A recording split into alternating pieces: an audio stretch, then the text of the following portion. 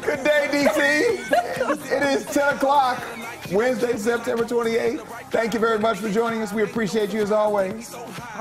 Okay. Emphasis. We got the jewel tone.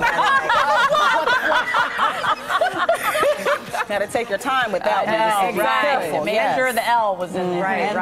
Right. But yes, we do have the jewel tone now. But it's kind of like a good fall. Very nice. I like it. Yeah. We could be mums. Oh my gosh, gosh, your lips match the combination of our dresses. See, there you we go. got this. I mean, that's just how it works. Listen, you look nice. You look nice. And you're complimentary. First at 10A, we do want to be serious for a second because it is a very serious situation. We are keeping an eye on the Gulf Coast of Florida because it is going to take a direct hit from Hurricane Ian. The storm grew even more intense overnight. At last check, it was a Category 4 hurricane, packing winds as high as 150 to 190 miles per hour, just a few miles short of being categorized as a Cat 5 hurricane. Right now, let's go ahead and take a live look at the satellite images of the storm and the current conditions in Tampa. It looks like we're taking a look at the radar there. You can see it's starting to get bad there in Tampa. Tucker is tracking the impact down there, and later this week right here at home as well. We're going to check in with him in just a little bit, but he's been working hard all morning long for sure, him and Claire. Yeah.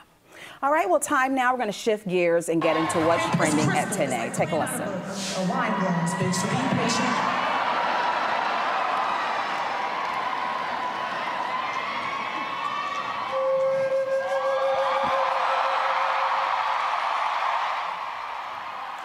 That is the one and only Lizzo playing a crystal flute during her concert in the district last night. But it's not just any flute. That instrument is 200 years old and was owned by former President James Madison. Now, the Library of Congress brought it out just for Lizzo, who is a classically trained flautist. Workers have been inviting her to see the library's extensive flute collection while she was on her tour.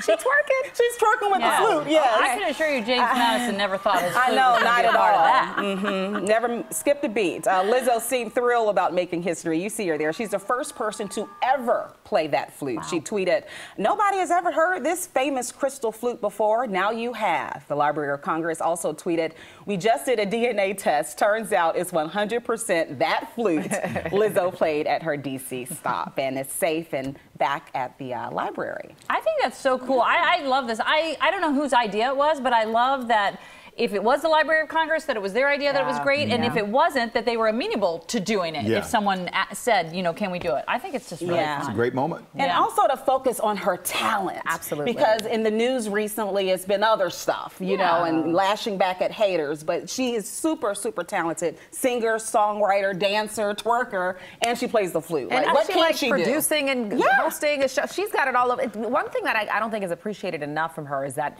she really is like a musician's musician. She studied classical music. She was planning on going that route. And she was talking about how when she's working with other musicians on her band, she can speak their language. That's not always the case.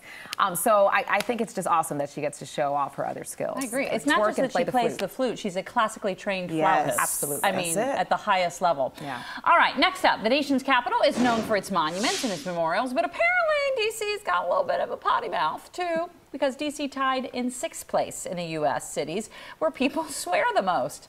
The survey was conducted by the language education platform Preply, and it found that D.C. residents curse an average of 22 times per day. Columbus, Ohio came in 1st place with the most profanity, averaging 36 swear words a day. Vegas, Jacksonville, Dallas, and Louisville all rounded out the top 5. The cities found to supposedly curse the least: Phoenix and Portland, which tied for number 1. Okay, not surprised at that, maybe. Boston and New York curiously rounded out the list of least cities to swear, which makes me cuss at this list. I know. And who counts their curse words?